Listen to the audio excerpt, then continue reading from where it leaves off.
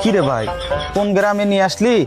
এখানে একটা ফোকাও নাই, একটা মানুষও নাই। হ্যাঁ স্যার, এখানে কি সংবাদ প্রতিবেদন করব আর মিডিয়ায় কি বা ছাড়বো দেখি বলতো?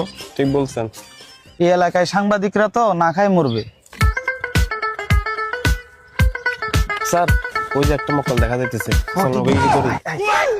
ভাই আসসালামু আলাইকুম। ভাই ভাই আমি সাংবাদিক, আপনাদের এলাকায় রিপোর্ট করার জন্য আসছি ভাই। ওহো, তার মানে আপনারা সাংঘাতিক সাংঘাতিক। আরে ভাই সাংঘাতিক না ভাই, সাংবাদিক ভাই, সাংবাদিক। এ তুই ক্যামেরা অন কর বেটা। স্যার আপনাদের চ্যানেলের নাম কি একটু দেখি স্যার? দেখেন ভাই, আপনাদের চ্যানেলের নামটা স্যার খুবই সুন্দর। Oh my god, very hot. Lord is lord, lord বারবার ফট। আপনাদের চ্যানেলের সাথে ওই অনলাইনে কাপড় বিক্রি করা যে টনি অ্যাপ আছে না, টনি অ্যাপের সাথে একদম মিল লাগে যে আপনারা দুজনেই বেড়াচ্ছে। স্যার আসি চাইলে কি করে? না না, এই মুরগি হাতছাড়া করা যাবে না ভাই। এ ভাই এই এদিকে আসুন ভাই, এদিকে আসুন।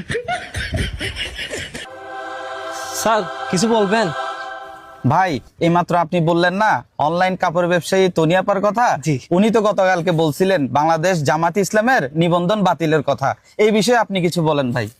ভাইজান, এই দেশের সাংবাদিক বলেন, মিডিয়া বলেন, এরা যেরকম টাকার কাছে বিক্রি হয়ে উল্টাপাল্টা সংবাদ প্রচার করতে পারে, ঠিক টনিও তো এরকম উল্টাপাল্টা একটা প্রচার করতে পারেন। ও তো আর তেমন হাই লেভেলের মানুষ না। ঠিক আছে ভাই, আমাদের দেশে একটা মানুষ কোন হলে আমরা যেরকম তদন্ত করে খুনিকে বাইর করি, ঠিক টনি কিভাবে এ কথাটা বলতে পারছে এটাও কিন্তু তদন্ত করার দরকার আছে। তাও আবার কার নামে?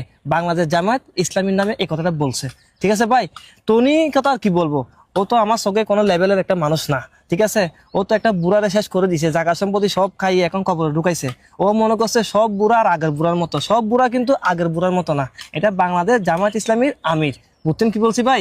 সুতরাং টনিকে আমি সাবধান করে দিচ্ছি, তুমি ভবিষ্যতে এই ধরনের কোনো কাজ করবে না। তুমি তো এখন অনলাইনে কাপড় বিক্রি করতেছো, তোমার এমন পরিস্থিতি হবে ভবিষ্যতে মানুষের বাড়ি বাড়ি আসি কাপড় বিক্রি করতে হবে। ভাই একটু দাঁড়ান ভাই।